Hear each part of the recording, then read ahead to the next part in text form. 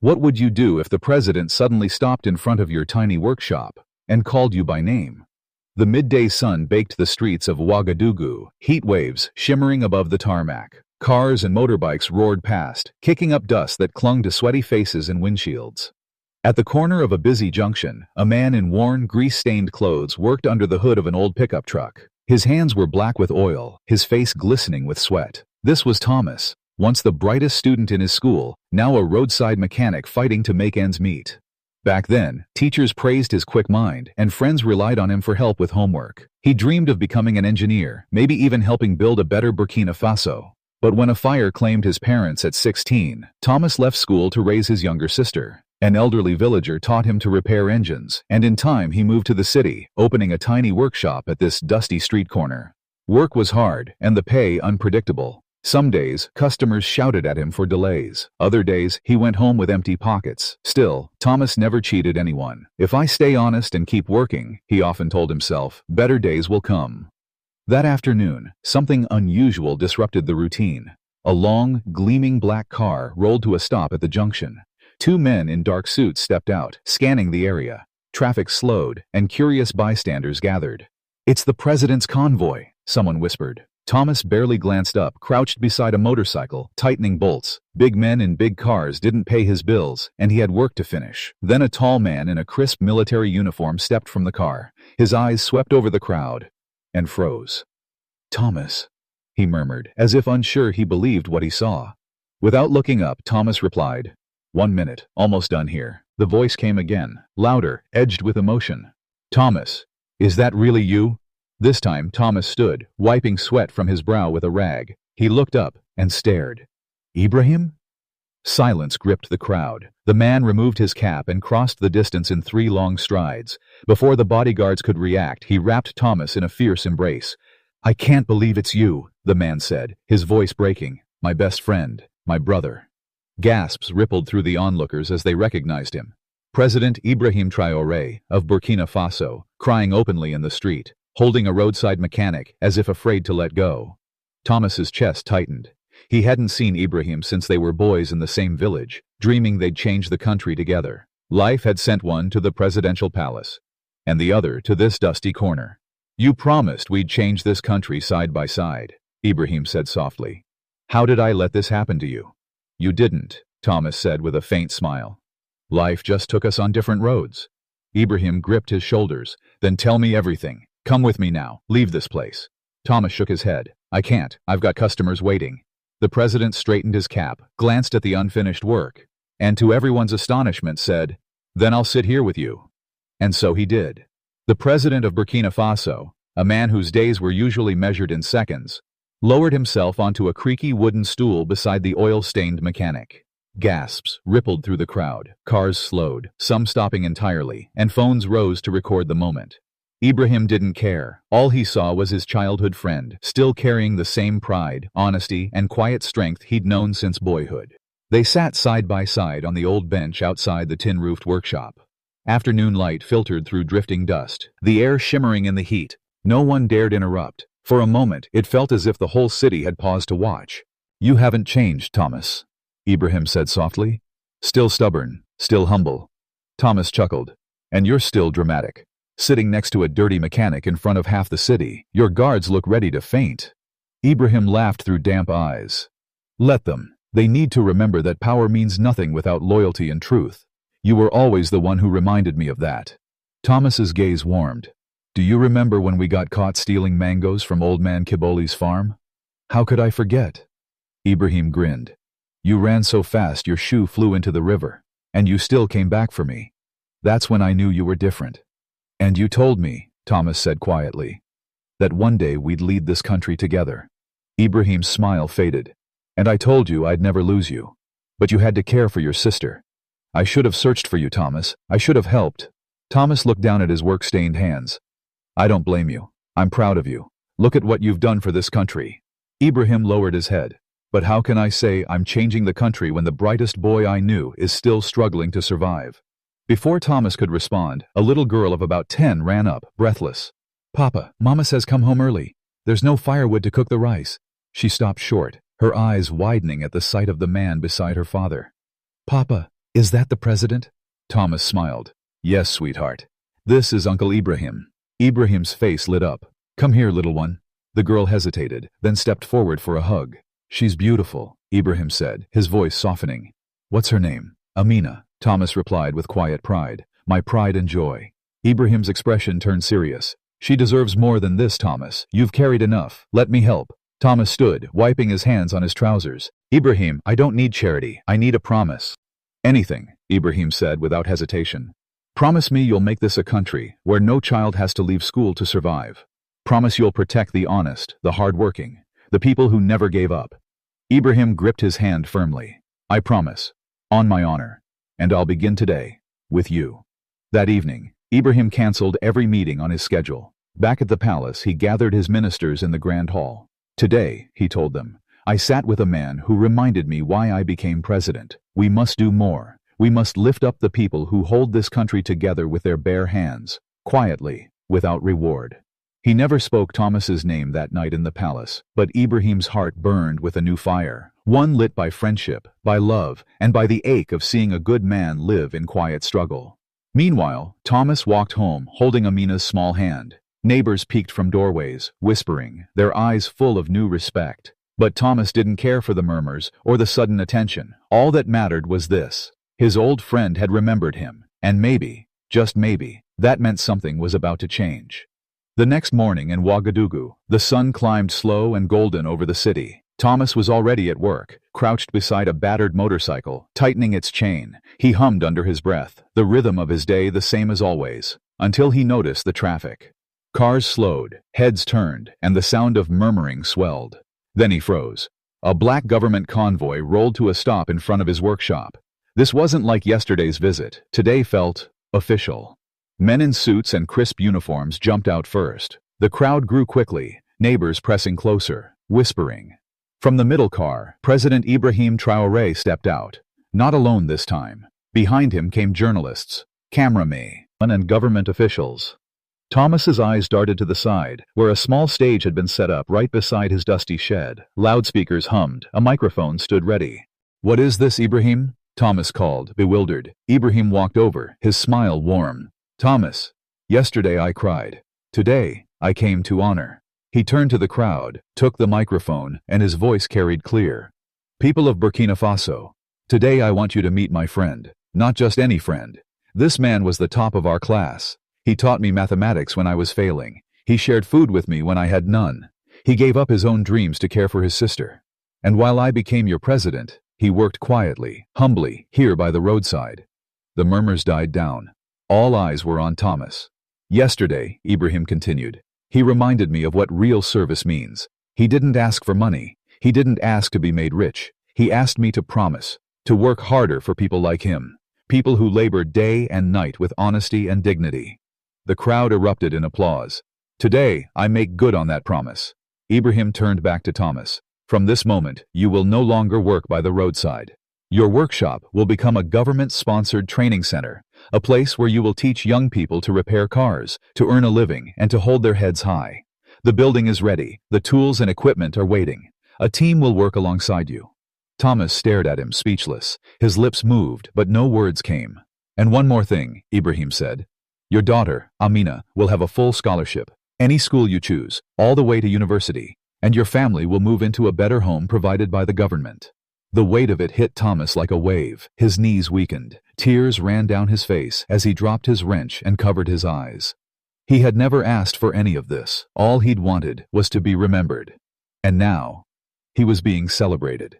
The crowd clapped harder, some wiping their own tears, others shouting, "Long live the president!"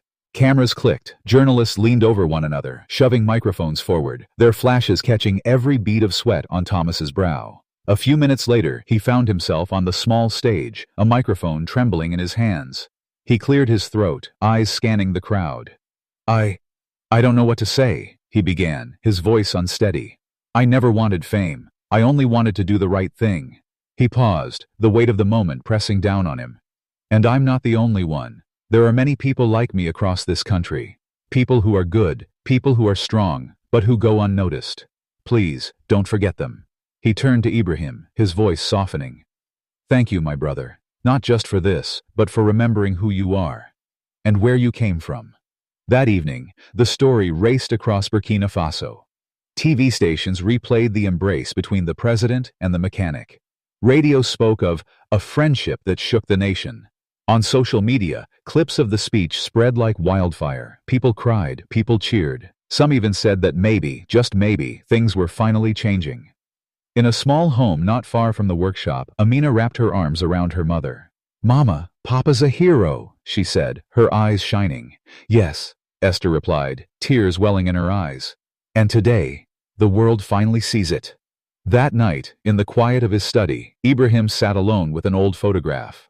Two boys in faded school uniforms grinned at the camera, one with his arms slung around the other. The president touched the picture gently. "Thank you, Thomas," he whispered. "You reminded me of who I am." 3 days later, life already felt different. The new mechanic training center buzzed with activity. People from nearby towns came to greet Thomas, shake his hand, take pictures, and thank him for his honesty. That morning, as Thomas swept the front steps, a black, luxury car rolled to a slow stop. Its polished body gleamed like liquid under the sun, far too fine for this dusty street. Two men stepped out. One was tall, wearing dark glasses that hid his eyes. The other was shorter, but carried himself like someone used to giving orders. "Are you Mr. Thomas?" the tall man asked. "Yes," Thomas said, leaning on his broom. "How can I help you?"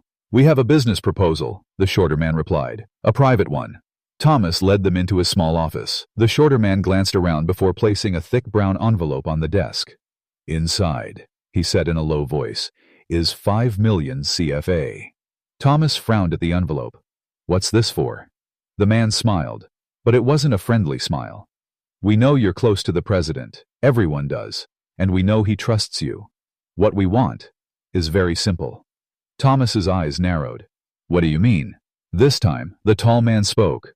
"On his next visit, make sure he drinks something we give you. That's all. After that, you'll be richer than your dreams. Your own car shop, houses in Abidjan and Dar es Salaam, your daughter studying abroad." Thomas felt a chill. "You want me to poison the president?" "Shh." The tall man's head snapped toward the window, scanning outside. The shorter man leaned closer, lowering his voice. "It's not poison, just a special drink. He'll get sick for a while, but you'll be safe. We have people everywhere." Thomas stood slowly, folding his arms. His face gave nothing away. "Let me think about it. Come back in 2 days." The men exchanged satisfied looks. The shorter one shook his hand. "Good decision. We'll be in touch." As soon as they stepped out, Thomas locked the door behind them and bolted toward home. He burst into the kitchen, where Esther was stirring a pot. "Esther!" Thomas shouted as he burst through the door. She nearly dropped the spoon in her hand. "What is it, my husband?" she asked, eyes wide with fear. Thomas pulled out a chair and sat heavily, breathing hard. "Listen to me. 2 men came to see me. They brought an envelope full of money. They want me to give the president something to drink, something that will make him sick." Esther's spoon clattered into the pot. She covered her mouth with both hands. "Oh my God! People are wicked. That man, the president, has done nothing but help us." "I know," Thomas said firmly. "That's why I will never agree. I only told them to come back in 2 days so they wouldn't suspect I'm going to the police, or the president himself." "So what will you do?" she asked, her voice shaking. "I will go to the president tonight," Thomas said. "He must know about this immediately." That evening, Thomas tucked the brown envelope under his arm and slipped the small piece of paper with the men's phone number into his pocket. With the help of the president's assistant, he arranged a private meeting. When Thomas entered the presidential office, Ibrahim rose with a smile. "My brother, what brings you here at this hour?" Thomas walked straight to the desk, set down the envelope and the paper. His voice was low but steady. "Your enemies want me to betray you." Ibrahim's smile faded, his eyes locked on Thomas. Thomas told him everything: the men's faces, their voices, the promises of houses and power, the so-called special drink. When he finished, he looked the president in the eye. "My president, I owe you my life. I could never harm you. I knew I had to tell you." For a long moment, Ibrahim said nothing. Then he sat back, deeply moved. "Thomas, you just saved my life." The president immediately called his security chief. Within hours, a covert team tracked the 2 men to a hotel just outside the city. They were arrested without warning and brought in for questioning. When the president heard they were in custody, he asked Thomas to sit beside him in the investigation room. The man who had made the offer sat in chains, his head bowed. "Why did you do it?" Ibrahim asked calmly. The man's voice shook. I was sent. There are people who want power. They told me if I helped remove you, I'd get a seat in the new government." "Who are these people?" one of the officers demanded. The man hesitated, then whispered, "They're powerful. But I was greedy. I didn't think you'd find out. I blamed the devil." Thomas leaned forward, his voice cold. "Don't blame the devil. You had a choice, and you chose evil." The man lowered his head. He was later sentenced to 45 years in prison, no chance of parole. His picture on the evening news shocked the entire country. That night, Ibrahim called Thomas again. "You didn't just save me," he said quietly. "You saved this country from falling into the wrong hands. What can I ever do to thank you?" Thomas smiled. "You already have. By being a good friend." Ibrahim hugged him tightly. "No, Thomas. From today, you are more than a friend. You are my brother." Days passed, and the story of Thomas's loyalty spread across the nation. Newspapers called him the mechanic who saved the president. Teachers told schoolchildren about his courage and honesty. Across Burkina Faso, people began to believe again that true friendship and good character could still be rewarded. Finally, President Ibrahim Traoré called a national press conference. Thomas and his family sat in the front row, unsure what was about to happen. The president stepped up to the podium, smiling warmly. "My fellow Burkinabe, today is not about me. It is about someone who reminded me, and reminded all of us, what loyalty, truth, and friendship truly mean." He pointed toward Thomas. "This man was offered riches, houses, and power, but instead of choosing evil, he chose to protect me. He chose honesty." The crowd erupted in applause, many with tears in their eyes. "Today," the president continued, "I want to honor not just Thomas, but his entire family." The president turned toward the crowd and smiled. "Where is Amina?" he called. Thomas squeezed his daughter's hand. "Go on, my child." Amina walked to the stage slowly, her heart pounding so hard she could hear it. She held her father's hand tightly, as if afraid to let go.